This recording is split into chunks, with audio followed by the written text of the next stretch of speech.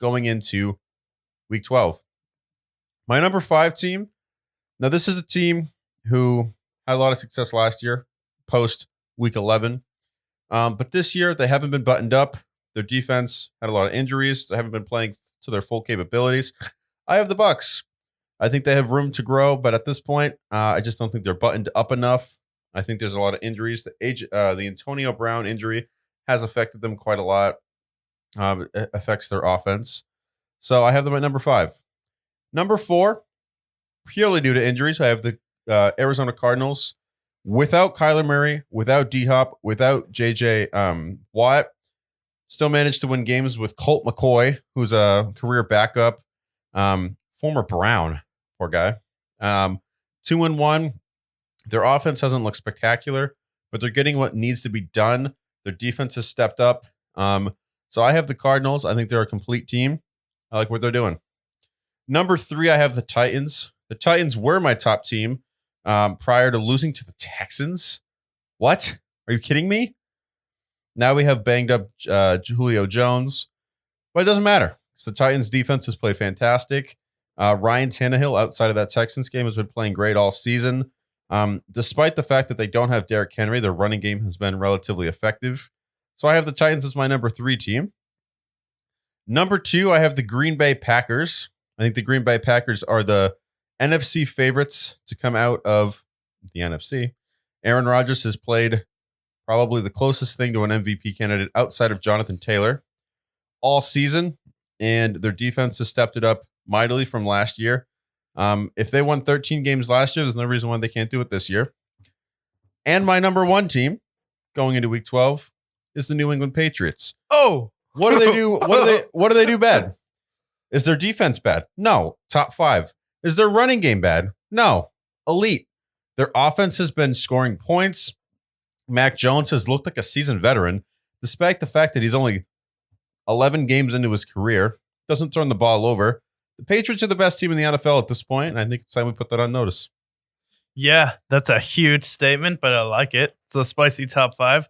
For my top 5 teams, these are just teams. I have all of these teams ranked based on if they met today head-to-head, who I think in this top 5 would beat each other. So number 5, I'm going to start out with the number 1 team in the AFC, the Tennessee Titans. Tennessee Titans struggled against the Texans with losing A.J. Brown. Julio Jones has been banged up. Also, Derrick Henry out of the lineup. We don't know if he's going to return or even if he will return. So right now, I have to put the Titans at number 5 because I think all the teams ahead of them will beat them. At number 4, I have the Green Bay Packers. Green Bay Packers come off against a tough loss. Aaron Rodgers is banged up with that toe injury. You lose on the road to the Vikings in a shootout. Few turnovers in that game. The offensive line looked shaky, and then that game exposed your defense, made it look vulnerable, and you can definitely tell the Packers offense is missing Aaron Jones because you had 2 receivers, over 100 receiving yards, still not enough to get it done on the road against the Vikings. At number 3, I have the New England Patriots. The New England Patriots, number 3 team right now. They have the most terrifying defense in the NFL. They have the best coach in the league who should be an MVP candidate, even though he's not a player. And then Mac Jones doesn't turn the ball over. He's great at reading defenses, and he keeps getting better and better each week, does something new. He's accurate, has perfect ball placement whenever he throws the ball. And when you leave a receiver open, he finds the right guy. And the running duo, Damian Harris, Lamondre Stevenson, not a lot of people really know their names, but these are both capable guys. And as a duo, they get the job done.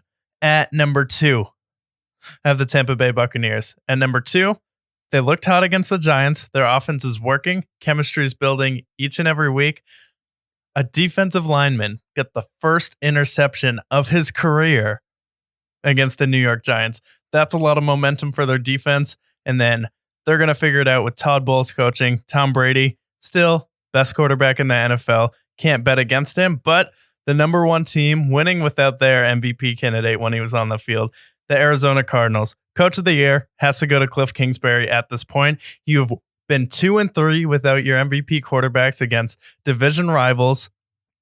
And then also, you won with Colt McCoy on the road against Seattle. And then you're playing without DeAndre Hopkins and J.J. Watt, Kyler Murray. Kyler Murray, everyone thought he was the MVP candidate so far this year. Cliff Kingsbury's been able to get that job done.